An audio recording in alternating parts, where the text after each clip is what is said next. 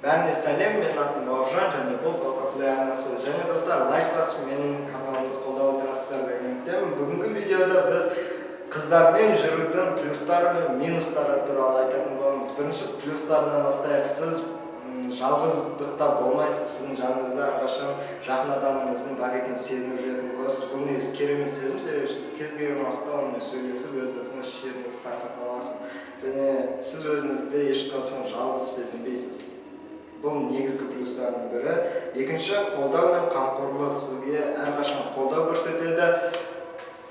Егер сіздің жүретін қызыңыз болса, ол сізге әрқашан қолдау көрсетеді. Егер әрине жақсы қыз болса, егер сіз ақымақ қызбен жүрсеңіз, онда сізді қолдамайтын қызбен жүрсеңіз, онда сіз ол адамды таңдамадыңыз деген сөз. Үшінші, өзінің сырт келбетіне көбірек көңіл бөлсін. Жігіттер әсіресе өздерінің сырт келбетіне егер де жалғыз болса, онша қатты әсер бермейді. Ал қызбен жүріп бастағаннан кейін өздерінің сырт келбеттеріне көбірек мән беріп, сол қыздың жанында өздерінің әдемі, сымбатты сезінуге тырысатын болады. Бұл негізгі плюстардың бірі.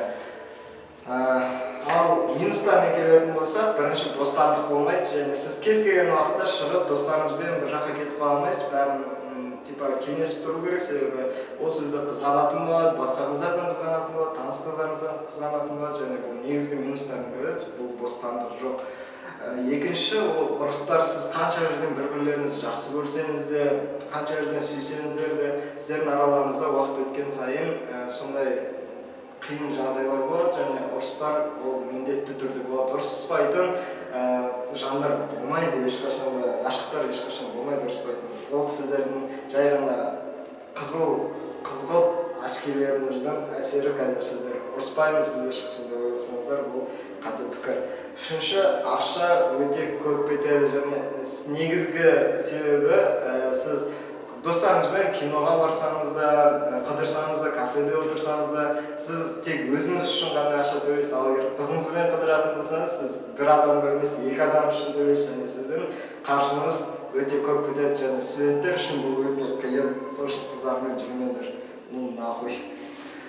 Достар, егер осы видео сіздерге ұнаса, лайк басып, арнаға тіркеліңіздер. Сіздермен бірге Баукаплей. Бәріне бай-бай.